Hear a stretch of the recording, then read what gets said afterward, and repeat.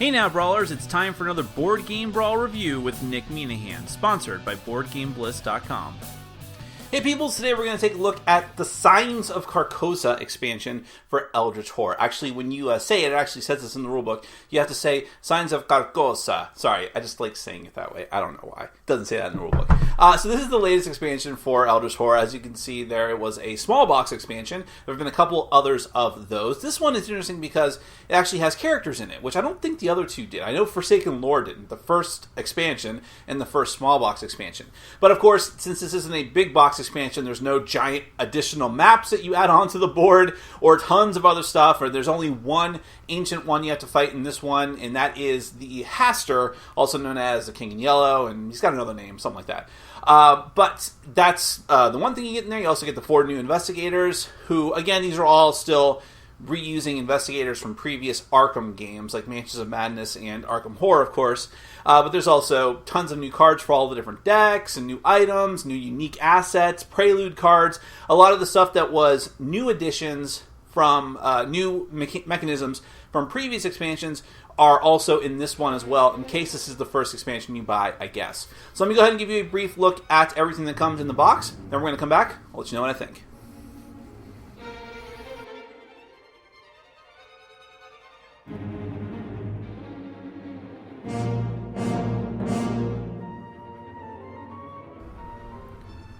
Signs of Carcosa is the newest small box expansion for Eldritch Horror.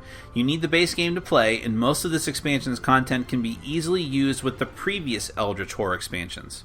I will not spoil any of the encounter card story blurbs in this overview, but I will cover the Ancient One and the Investigators in depth.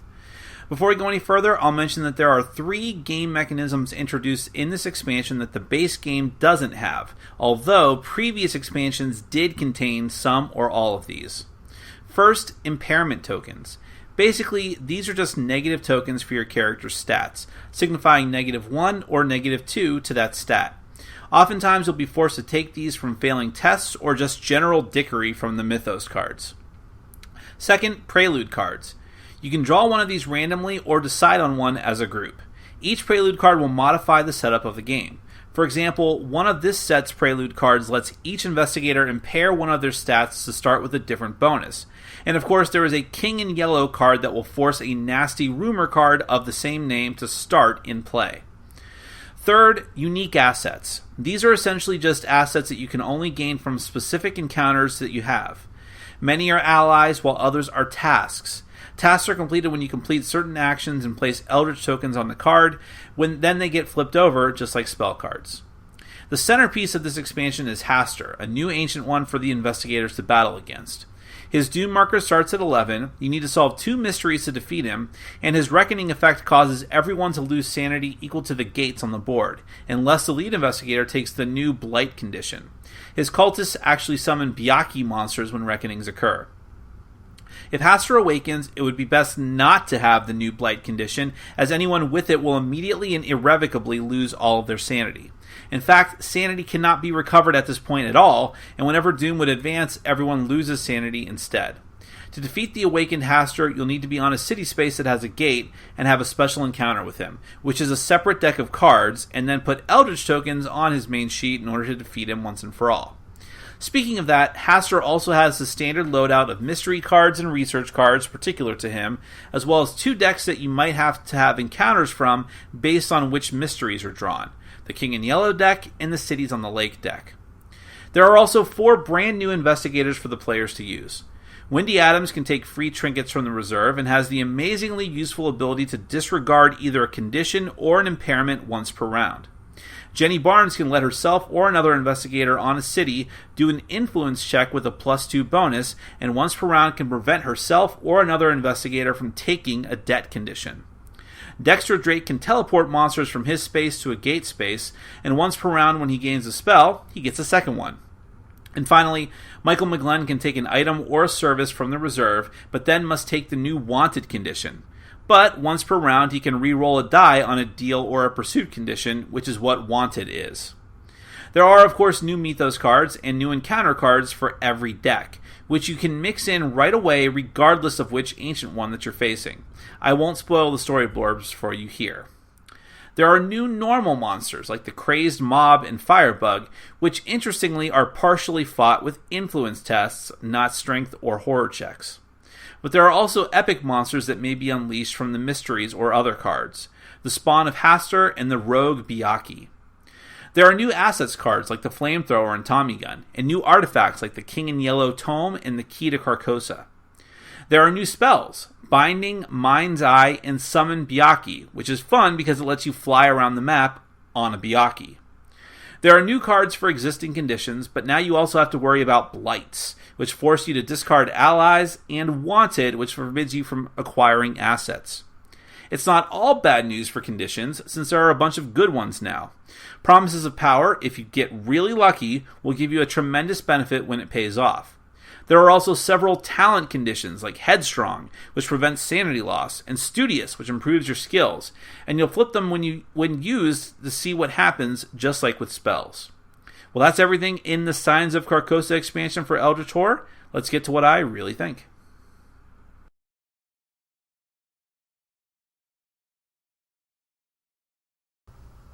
Well, at this point, I'm so in the tank for Eldritch Horror that this is kind of like when I review Legendary expansions at this point. For me to say I hate it would have to mean that it broke the game in some incredibly dramatic way. And that is certainly not the case here. This is more quality content for Eldritch Horror. But I do like to break it down because I think there's interesting aspects here.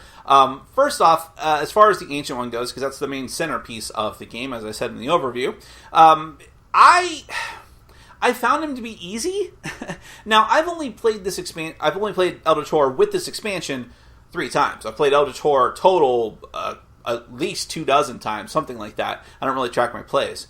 But I played it a lot. But I feel like I'd have to play with this expansion 10 to 15 times, and then play all the other Ancient Ones 10 to 15 times, and then compare all my notes to really tell you how much more difficult he is compared to the others. But I felt like he was a little bit on the easier side compared to some of the others. I mean, 11 Doom is not too bad. He takes 2 mysteries to solve. That's not too bad either. He has some really nasty effects, a lot of things having to do with sanity, as do a lot of the cards that are in all of the different decks. Impairment tokens, which I hate, to be honest. That's one of the worst things I think they added to the game, but because they're so plentiful. I mean, it makes sense that they're there. They make thematic sense, especially since you have positive attribute tokens, but I just think they're really annoying. But because there's a prevalence of them, you can say that the game is difficult for that reason. But nevertheless, we didn't really have a hard time with Hastur. I won every game that I played. 1 game with people, 2 games solo. I've said before, this is a game I really enjoy playing solo.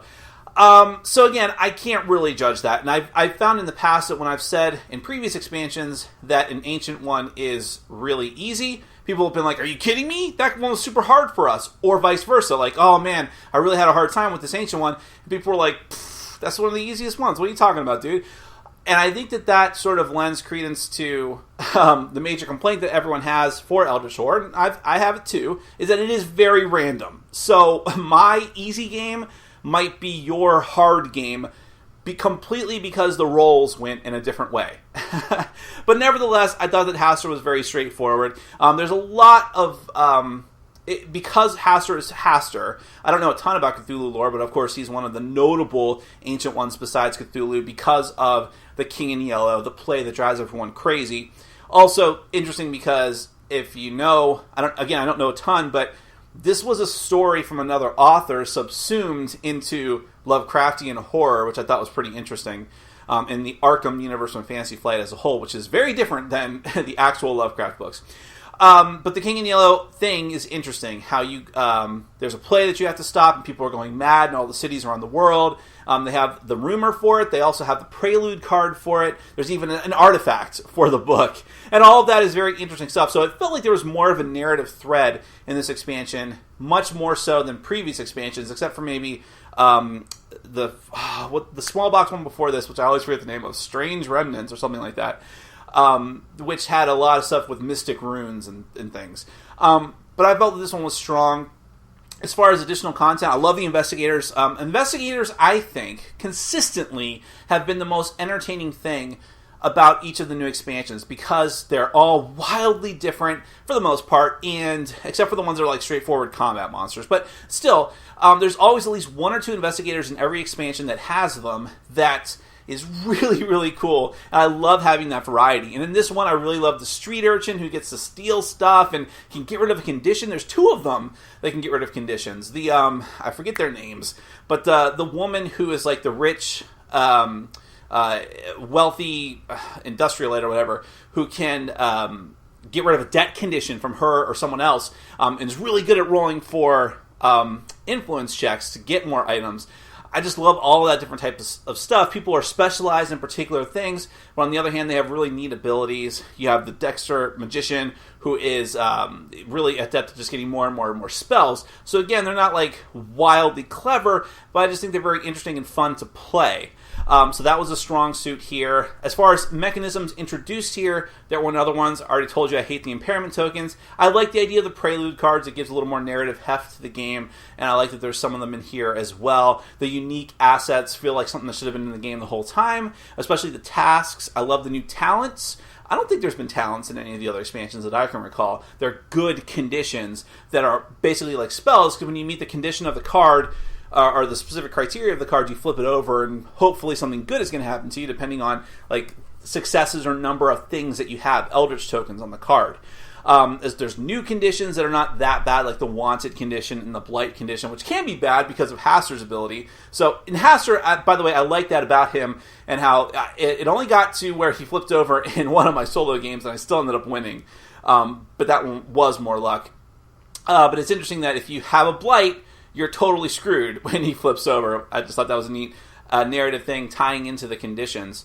But I like the talents. I like the Promise of Power new deal. These are like little things that if you mix them all in with any of the other games, because you can easily mix in all of the regular encounter cards into the regular decks or use to meet those cards, they're small things that may not ever come up, but I love having more stuff that when you do play this game, the base game, with some of the expansions mixed in over and over again, you're seeing new and fresh things all the time, and I really appreciate that. Lots of cool items in this one, cool monsters. Well, actually, not as many monsters as I would have liked.